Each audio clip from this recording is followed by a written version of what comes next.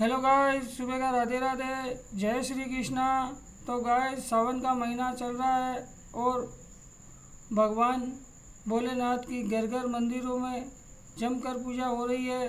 और भोलेनाथ बहुत भोले हैं, सबकी मनोकामनाएं पूरी करते हैं।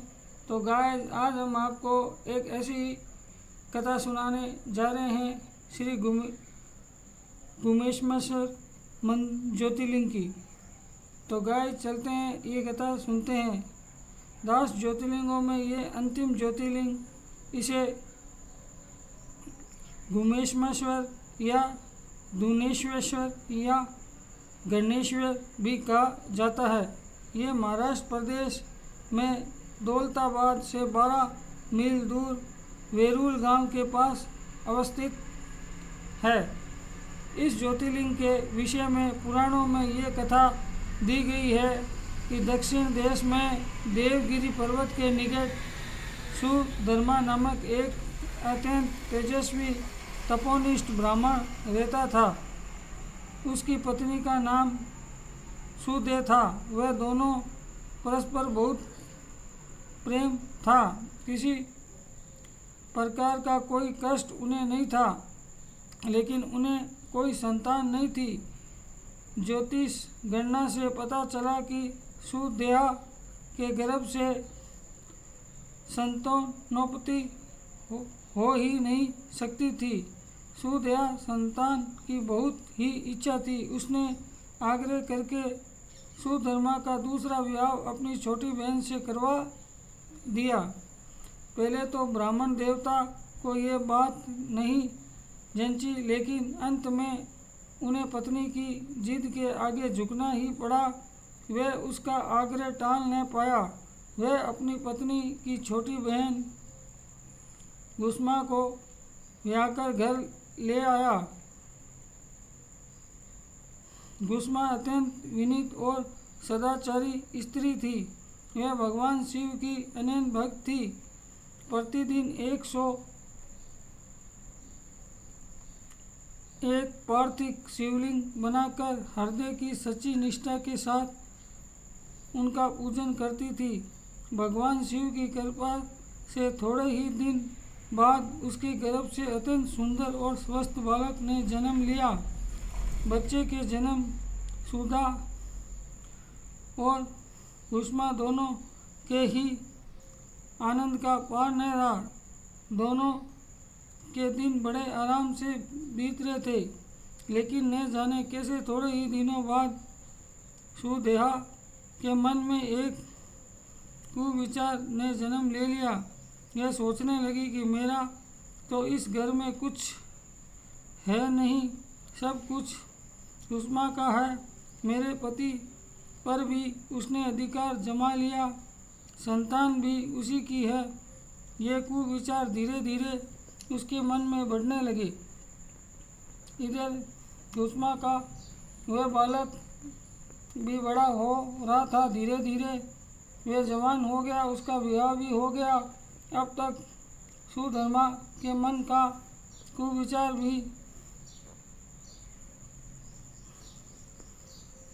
नहीं था, एक विशाल वृक्ष के रूप ले चुका था। अनंत एक दिन उसने कुसुमा के युवा पुत्र को रात सोते समय मार डाला।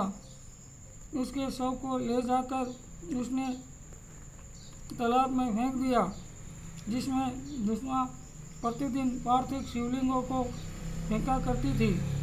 सुबह होते ही सबको इस बात का पता लगा। पूरे घर में कोहराम मच गया। सुधर्मा और उसकी पुत्रवती दोनों सिर पकड़ कर फूट कर रोने लगे। हुआ ही न हो, पूजा समाप्त करने के बाद यह पार्थिव शिवलिंग को तालाब में छोड़ने के लिए चल पड़ी। जब वह तालाब से लौटने लगी तो उसी समय उसका प्यारा लाल तालाब के भीतर से निकलकर आता हुआ दिखलाई पड़ा। वह सदा की भांति आकर कुसुमा के चरणों में गिर पड़ा, जैसे ही आसपास से ही घूमकर आ रहा हो। उसी समय भगवान शिव भी वहाँ प्रकट होकर कुसुमा से वर मांगने कहने लगे। वे सुदया की घिनौनी करतूत से अत्यंत क्रुद्ध हो उठे थे। अपने त्रिशूल द्वारा उसका गला काटने की उद्यत दिखलाई दे रहे थे। गुस्सेमान ने हाथ जोड़कर भगवान शिव से कहा, प्रभु, यदि आप मुझ पर प्रसन्न हैं तो मेरी उस अभागिनी बहन को क्षमा कर दें। निश्चित ही उसने अत्यंत जघन्य पाप किया है, किंतु आपकी दया से मुझे मेरा पुत्र वापस मिल गया। अब आप उसे क्षमा करें। और प्रभु, मेरी एक प्रार्थना है कि लोक कल्याण के लिए आप इस स्थान पर सदा सर्वदा के लिए निवास करें। भगवान शिव ने उसकी ये दोनों बातें स्वीकार कर ली। ज्योतिर्लिंग के रूप में प्रकट होकर वे वहीं निवास करने लगे। सती शिव भक्त घुष्मा के आरोग्य होने के कारण वे यहाँ घुष्मेश्वर महादेव के नाम से विख्यात हुए। घुष्मेश्वर ज्योतिर्लिंग की महिमा पुराणों में बहुत विस्तार से वर्णित की गई है। इसका दर्शन लोक परलोक दोनों के लिए अमोघ फलदायक है। तो गाइस, आज हमने आपको ये कथा सुनाई। इस कथा से हमें यही प्रेरणा मिलती है कि हमें भगवान भोलेनाथ की पूजा करनी चाहिए। वो बहुत भोले हैं और बहुत जल्दी ही प्रसन्न हो जाते हैं और आपकी सारी मन्नतें पूरी कर देते हैं। तो गाइस, आज के लिए इतना ही। सुबह का राधे राधे, जय श्री कृष्णा, हर हर महादेव, जय शिव शंकर।